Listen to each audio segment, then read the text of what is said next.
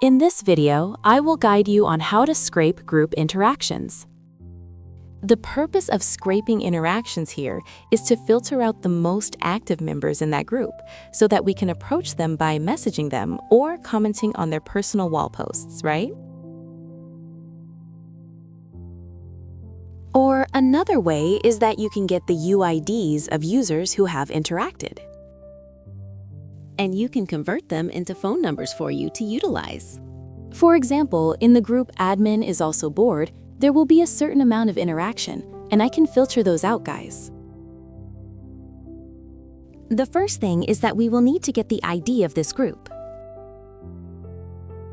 Normally, groups that haven't set a username will have the ID available here, but in case the group has set a username and a link, you will copy the link of that group. Then, go to the website finduid.net for me.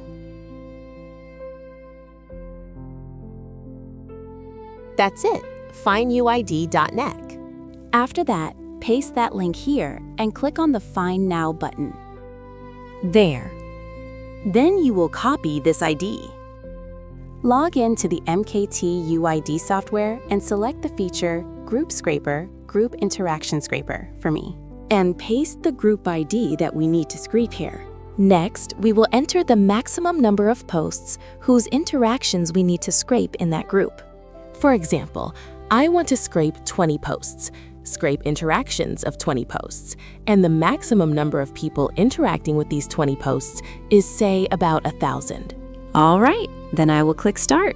The software will then automatically log in to the satellite Facebook accounts, then enter the group with this ID and proceed to scrape.